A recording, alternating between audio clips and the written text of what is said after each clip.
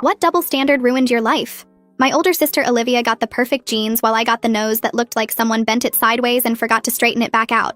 Every morning she'd stand in our shared bathroom doing her makeup telling me, "Too bad mom and dad will never let you fix that," she'd say, while contouring her already perfect nose. Olivia would take selfies with me and then crop me out because she said my nose ruined the aesthetic of her Instagram feed. She loved pointing out my nose to everyone like it was her personal comedy show that never got old. When her friends came over, she'd introduce me as her sister with the unique profile, and they'd all try not to stare, but I could see them looking. She'd buy me nasal strips for birthday presents and tell me these were to help straighten things out. At school, she pretended not to know me unless she needed homework help, and even then she'd make me stand at an angle so people couldn't see my profile while we talked. "You're actually pretty if people look at you straight on, so just never turn your head," she said, like she was doing me a favor with this advice. Olivia started dating this guy from her college who was studying to be a plastic surgeon, and she brought him home for dinner. She made sure to seat him right across from me so he could study my face the whole meal like I was a medical specimen. "My boyfriend says he could fix your nose in like 2 hours and make you look almost as pretty as me," Olivia announced while everyone was eating dessert. The boyfriend looked uncomfortable, but Olivia kept going about how he was practicing on computer models, and my nose would be perfect for his portfolio. My parents shut it down immediately, saying I was beautiful just how I was. But Olivia rolled her eyes and said they were basically guaranteeing I'd never get married, because guys notice faces first, and mine was unfortunately memorable for the wrong reasons. Olivia convinced our parents to let her throw a pool party for her 21st birthday at our house. She told me I could come, but only if I stayed in the pool where the water would distract from my face, and absolutely no photos because she was hiring a professional photographer. I watched from my bedroom window as she and her friends laughed about something on Olivia's phone. Turns out she'd posted a video on TikTok doing a glow-up transformation where she showed a picture of me labeled as the before, and then herself as the after. "You should be happy because you're TikTok famous now, even if it's as the ugly sister," she said when I confronted her about using my photo without permission. But then Olivia was walking down the stairs while filming herself for another TikTok about her morning routine and talking about her perfect skincare. She was so focused on her phone screen that she missed the last 3 steps and went face first into the wooden banister at the bottom. The crack was so loud that Mom came running from the kitchen thinking someone had broken in through the front door. Olivia was screaming and blood was everywhere. The worst part, her nose was completely sideways, but not in the same way mine had always been. Bumpy and swollen and pointing in different directions like someone had broken it in 3 places and tried to piece it back together blindfolded. The doctor said it was the worst nasal fracture he'd seen, and she'd need major reconstruction if she ever wanted it to look normal again. Olivia spent the next week crying every time she saw her reflection and wearing huge sunglasses indoors. She couldn't post on social media because her followers kept commenting about what happened to her face and asking if the transformation video had been reversed. Her boyfriend stopped answering her calls after she sent him a selfie. She begged our parents for surgery, saying this was different because it was medical, not vanity, since she couldn't breathe properly through the breaks. They kept saying she needed to learn to love herself as she was just like they'd always told me about accepting my natural face. Our parents called us both into the living room for a family meeting about Olivia's situation. Mom was holding Olivia's hand while Dad stood behind them with his serious face that meant they'd made a decision. "We've been discussing Olivia's situation, and we've decided to let her get the reconstructive surgery," Mom said while Olivia started crying with relief. "Her nose is affecting her breathing and her mental health, so we're going to pay for the best surgeon to fix everything." I stood there feeling my crooked nose that had affected my mental health for 18 years, while they talked about finding Olivia the best surgeon in the state. "What about me then, since mine affects my mental health too?" I asked. Mom looked at me with genuine confusion and said, "But honey, you're not pretty enough for it to matter." My legs felt like jelly, and my stomach dropped like I was on a roller coaster that just went over the edge. Dad stared at his shoes like they were the most interesting thing in the world, while Olivia sobbed with relief into Mom's shoulder, clutching her hand like she'd just won the lottery. The room spun a little, and I had to grab the back of the couch to stay standing because those words kept bouncing around in my head like a pinball machine. Not pretty enough for it to matter. I opened my mouth to say something, but nothing came out. Just this weird choking sound that made Mom look at me with concern. Not for what she'd said, but like she thought I might throw up on her carpet. My hands started shaking, and I shoved them in my pockets so nobody would notice, while Olivia kept crying happy tears about finally getting her face fixed. I turned around and walked out of the living room without saying anything, because what was there to say after 18 years of being told to love myself just the way I was? My feet carried me up the stairs on autopilot, and I heard Mom call my name once, but she didn't follow, probably too busy comforting Olivia about her 3-week-old injury. I got to my bedroom and turned the lock, something I never did because Mom hated locked doors, but I didn't care anymore. My laptop sat on my desk, and I grabbed it with hands that wouldn't stop shaking, typing "part-time jobs near me" into the search bar, because if they wouldn't help me, then I'd figure it out myself. The screen filled with listings for grocery stores and fast food places and retail shops, all paying minimum wage, but it was better than nothing. I bookmarked every single one, making a list in my notebook of application deadlines and requirements, while downstairs I could hear them talking about surgeon consultations. The next morning, my alarm went off at 6, and I stayed in bed until I heard Olivia's knock on my door, asking if she could borrow my concealer for her bruises. I told her no through the door, and listened to her stomp away, calling me selfish, which was so backwards I almost laughed but couldn't quite manage it. At the school, I walked straight to the counselor's office instead of first period because I needed to talk to someone who wasn't related to me. The secretary asked if I had an appointment, and I said no, but it was important. So she had me wait in the uncomfortable plastic chair for 20 minutes. Shreya Hendricks opened her door and waved me in with a warm smile that made me want to cry for some reason. She listened without interrupting while I told her everything, from the years of comments to the TikTok video to Mom's words last night. And when I finished, she handed me a tissue box. "Your feelings are completely valid," she said. And those 4 words meant more than any apology my family never gave me. Shreya pulled out a folder and started giving me pamphlets about setting boundaries with family and dealing with emotional neglect, suggesting I start documenting everything in a journal for my own records. She mentioned that lots of plastic surgeons offer payment plans and sliding scales, especially for cases that affect breathing or mental health, which gave me this tiny spark of hope in my chest. That afternoon, I sat at the library computer and filled out 5 job applications, 1 for the grocery store, 2 for different mall shops, 1 for a bookstore, and 1 for a coffee place. Each application asked about availability, and I checked every box for evenings and weekends because school came first. But money was a close second now. At dinner, Mom made spaghetti and asked why I was being so quiet and distant, like she genuinely didn't understand what had changed. I told her I was still processing her comment about not being pretty enough for my problems to matter, and she actually looked surprised that it had hurt me. Olivia complained that her nose hurt, and she couldn't breathe right through all the swelling and breaks, whining about how unfair it was to suffer like this. Part of me wanted to remind her how she'd mocked my breathing issues for years, how she'd bought me those nasal strips as a joke, but I just twirled my spaghetti and focused on chewing. Dad waited until Mom and Olivia went to look at surgeon websites to pull me aside in the kitchen while I was loading the dishwasher. He tried to explain that they couldn't afford 2 surgeries, that Olivia's medical bills were already going to max out their credit cards, that they had to make hard choices. I pointed out they could have afforded 1 surgery 18 years ago when my problems started, back when it would have been cheaper and covered by better insurance, and his mouth opened and closed like a fish. He didn't have an answer for that, just stood there holding a dirty plate while I finished loading the dishwasher around him. That night, I heard Olivia crying in the bathroom, these big ugly sobs about how disgusting she looked and how nobody would ever love her with a face like this. The irony of hearing her say the exact things I'd thought for years wasn't lost on me, but I didn't feel the satisfaction I thought I would, just this hollow emptiness. I grabbed my phone and searched for online bank accounts that didn't need parent signatures since I was already 18. The application only took 10 minutes to fill out on my laptop while everyone else was asleep. I set up automatic transfers of $5 a week from my regular account that Mom monitored. It wasn't much, but it was something I could control without anyone knowing about my plan. 3 days passed before I worked up the nerve to confront Olivia about that TikTok video. She was sitting on her bed scrolling through comments when I walked into her room without knocking. "You need to take down that video using my picture," I told her while standing in her doorway. She barely looked up from her phone and said her engagement would tank if she deleted content with over 2 million views. I reminded her she never asked permission to use my face as the ugly before example. She shrugged and said I should be grateful for the exposure even if people were laughing at me. That night, I sat at my computer taking screenshots of every frame that showed my face in her video. My hands were shaking as I filled out TikTok's privacy complaint form about unauthorized use of my image. Shreya had told me I had every right to control how my image was used online. I uploaded all the screenshots and wrote a detailed explanation about never giving consent for the video. The submit button felt huge on my screen, but I clicked it anyway and watched the confirmation message appear. My next meeting with Shreya was 2 days later during my free period at the school. She had me practice breathing exercises where I counted to 4 on the inhale and 6 on the exhale. We worked through a whole list of coping strategies for dealing with family stress and toxic relationships. She kept reminding me that my mental health struggles from my nose were just as valid as Olivia's new problems. I told her about the savings account, and she smiled like she was proud of me for taking control. She pulled out a folder full of information about different doctors who offered free consultations for reconstructive procedures.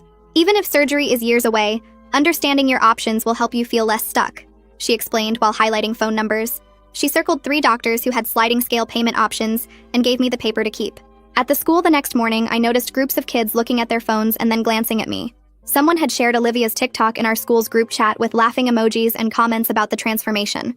I started taking the long way to all my classes to avoid walking past the popular kids' lockers. Lunch became a solo event in the library where I could eat without feeling everyone staring at my profile. The librarian never asked why I suddenly spent every lunch period reading in the back corner. That afternoon, I found Dad in the garage organizing his tools and asked him straight up about money. He put down his wrench and showed me the actual bills from Olivia's upcoming surgery on his phone. The numbers made my stomach drop because they were way higher than I'd imagined possible. We're already looking at a second mortgage just for her procedures," he admitted while scrolling through payment plans. I pointed out they could have fixed my nose years ago when insurance was better and costs were lower. He just stared at his toolbox without answering because we both knew I was right about that. 3 days later, the grocery store manager called to offer me the cashier position I'd applied for. My schedule would be Tuesday and Thursday evenings plus all day Saturday and Sunday, which worked around school. Training started that weekend, and I met Hattie, who was assigned to show me the register system. She noticed my hands shaking while I practiced scanning items and asked if I was okay without prying further. "First jobs are always stressful, but you'll get the hang of it," she said while fixing my mistake on the produce codes. Over the next few weeks, I watched Olivia's social media presence completely fall apart from my bedroom. Her followers kept commenting on every old photo, asking what happened to her face and if she was okay. She couldn't post new content without people screenshotting her bruises and swelling to share in their stories. The comments section on her posts turned into discussions about karma and whether the accident was deserved. Despite everything she'd done to me, I felt this weird flicker of sympathy watching her whole identity crumble online. She'd built her entire self-worth on being the pretty sister, and now that was gone completely. But then my phone buzzed with an email from TikTok saying they'd reviewed my complaint and removed the video. Within minutes, Olivia was banging on my door screaming about how I'd ruined her best-performing content ever. "You're just jealous that people actually wanted to look at you for once even if they were laughing," she yelled through my door.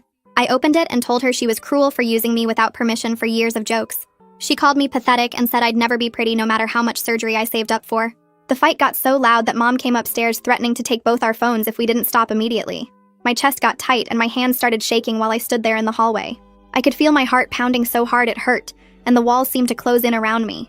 I counted 5 things I could see like Shreya taught me during our sessions. The crack in the ceiling paint, Olivia's door handle, the family photo on the wall, Mom's slippers, the carpet stain from when I spilled juice years ago. Then I touched 4 things, running my fingers along the wall texture, my jeans, the door frame, my own arms. I listened for 3 sounds and heard the dishwasher running downstairs, cars passing outside, Dad's TV show in the living room.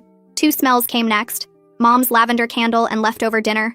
1 taste was just the mint gum I'd been chewing. My breathing slowed down and the tightness in my chest loosened up enough that I could walk to my room.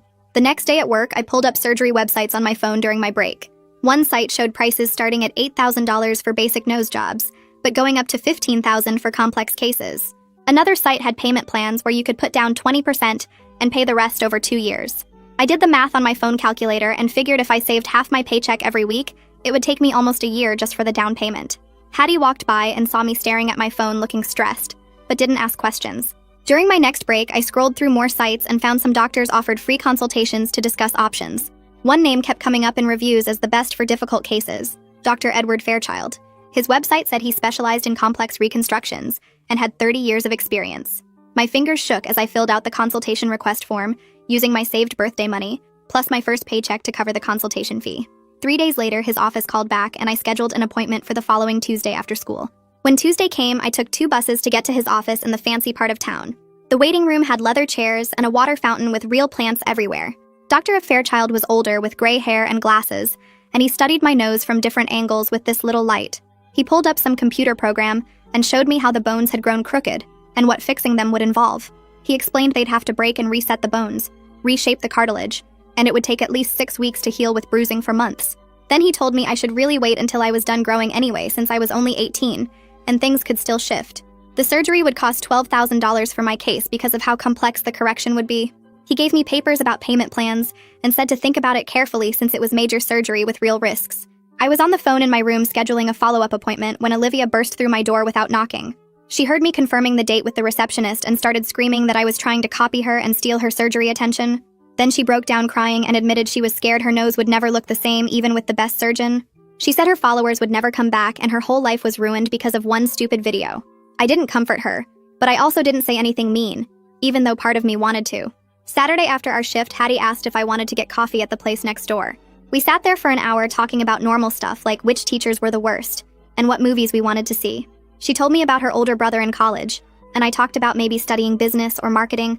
Neither of us mentioned noses or surgery or family drama, and it felt so good to just be a regular teenager. My phone buzzed later with a DM from some random account saying they'd seen the TikTok drama and wanted dirt on Olivia to expose her. They offered to pay me for screenshots or stories about her being mean to other people. I deleted it without responding because even after everything, I wasn't going to be that person who tears someone down for revenge. Mom announced at dinner that we were starting a new rule about no phones during family time. She collected all our phones in a basket during meals and said this would help us communicate better. It didn't fix anything, but at least Olivia couldn't film me eating or make comments about my chewing affecting my nose shape. 2 weeks later, Mom and Dad were arguing in the kitchen about bills when I heard them mention the insurance company. They denied part of Olivia's surgery claim, saying some procedures were cosmetic, not medical, even though the doctor said she needed them to breathe right. Dad was on the phone trying to appeal while Mom calculated how much extra they'd have to pay out of pocket. I stood in the doorway watching them panic about thousands of dollars they'd have to find somewhere while I thought about my $12,000 estimate. The night before Olivia's surgery, I knocked on her door and told her I'd help her with basic stuff during recovery if she'd respect my boundaries. She nodded, and we both knew this wasn't forgiveness or friendship, but just a temporary truce. Monday morning, I had to give my presentation on the American Revolution in front of the whole history class. I got to the school early and picked the spot by the wall where I could angle my body toward the board. My hands were already sweaty as I arranged my note cards and made sure the PowerPoint was working right. The teacher called my name, and I walked to the front, keeping my face forward the whole time. I clicked through the slides and talked about the Boston Tea Party while making sure to never turn sideways. Some kids in the back were whispering, but I kept going through my facts about taxation without representation. My voice shook a little when I had to point at the map because it meant turning slightly. I rushed through the last 3 slides and practically ran back to my seat when I finished. The teacher gave me a B-, which was fine since I just wanted it over with. After school, Dad was waiting by my locker, which was weird because he never came inside the building. He handed me a $20 bill and said it was for gas money. I reminded him I walked to work, but he just pushed the money into my hand anyway. His eyes looked sad when he told me to get myself something nice instead then. I took the money because arguing would make things more awkward than they already were. That night, Olivia was sitting on her bed staring at her phone when I walked past her room. She was crying and showed me the text from her boyfriend saying he needed space to focus on his studies. She said she knew he was shallow, but it still hurt that he couldn't even pretend to care. I stood in her doorway for a minute, not saying anything mean but not offering comfort either. She wiped her face and said she probably deserved it anyway, which was the closest to self-awareness I'd ever seen. The next day at the school, I had another appointment with Shreya about my progress. She asked how things were going at home, and I told her about the weird tension since Olivia's accident. She pulled out a business card and wrote down Andre Klein's name and number. She explained he was a family therapist who specialized in complicated family dynamics like ours. She said sometimes having a neutral person helped families work through deeper problems beyond just the surface issues. I took the card and put it in my backpack, even though I doubted my parents would agree. At dinner that night, I waited until everyone was eating before bringing up the therapy idea. I showed them the card and said maybe we could all benefit from talking to someone professional. Mom's fork stopped halfway to her mouth and she put it down hard on her plate. She said we didn't need strangers getting involved in our private family business. Dad looked at the card, but didn't say anything while Mom went on about handling things ourselves. Olivia actually looked interested, but stayed quiet when Mom's voice got that sharp edge. I put the card back in my pocket and focused on my food, while Mom kept talking about privacy.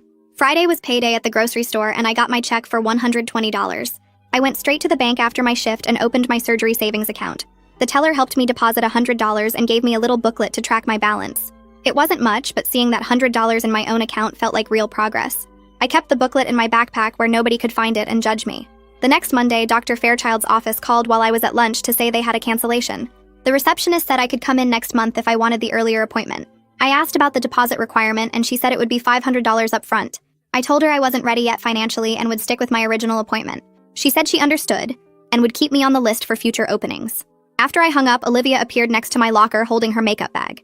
She asked if she could practice covering techniques on me since our skin tones were similar. She said the bruising around her nose was still bad, and she needed to figure out better coverage. I looked her straight in the eye and said no without any explanation. Her mouth dropped open and she stood there holding her makeup bag looking confused.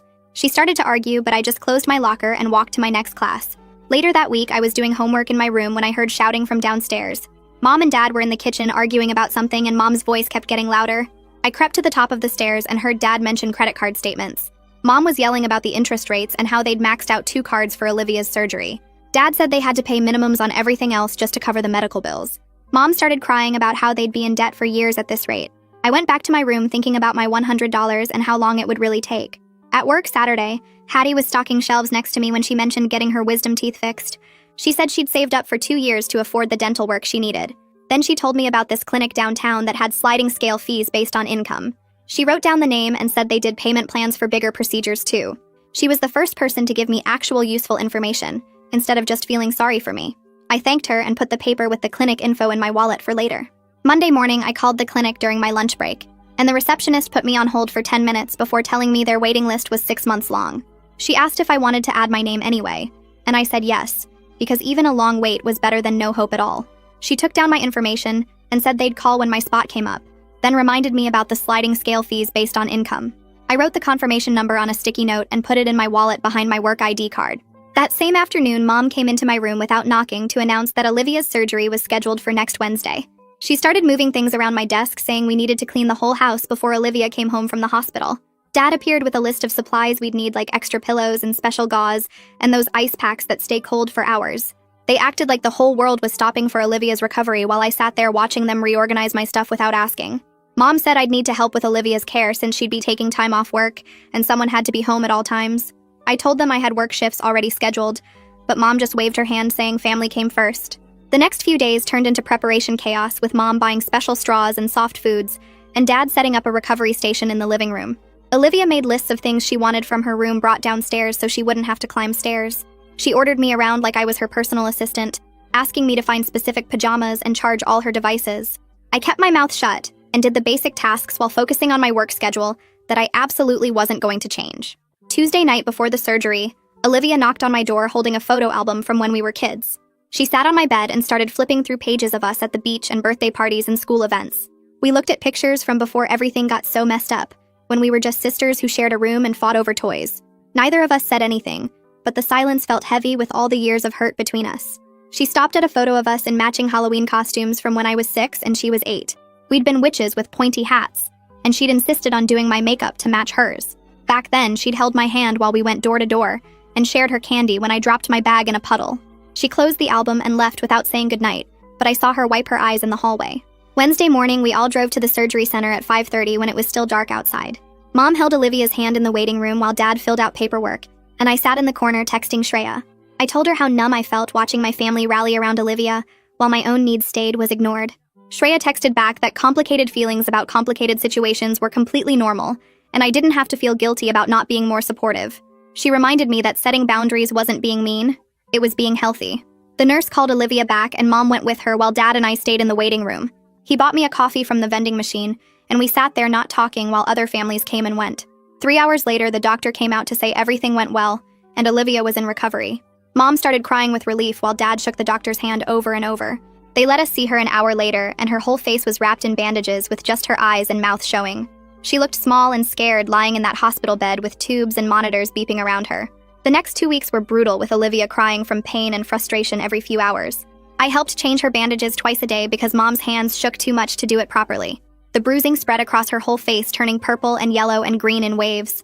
I wasn't cruel about helping her, but I wasn't extra nice either, just basically decent, like I'd help any hurt person. She couldn't eat solid food and lost weight quickly, which made Mom panic about her recovery. I made her smoothies and brought her ice packs on schedule without adding commentary about karma or justice. One afternoon, Mom broke down crying in the kitchen while making Olivia's antibiotic schedule. She said she knew she'd said something awful to me and she couldn't take it back, but she was sorry for how it came out. She didn't actually apologize for the meaning, just for the delivery, but her voice cracked when she asked again about trying family therapy. She said maybe having someone neutral could help us all communicate better, and she'd been looking at therapists our insurance covered. I gave her Andre Klein's card that I'd been carrying for weeks, and she actually called him right there in the kitchen. She scheduled our first appointment for the following Tuesday, and promised we'd all go with open minds. That first session with Andre was awkward, with all 4 of us crammed into his small office with its beige walls and box of tissues on every surface.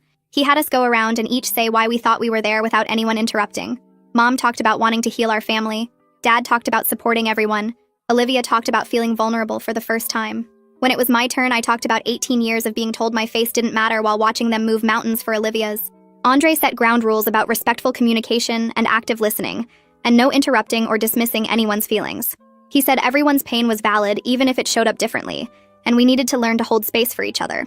At the end, he gave us homework to go 1 whole week without making any comments about appearance, positive or negative. Mom immediately said that would be hard because she liked complimenting people, but Andre said that was exactly the point.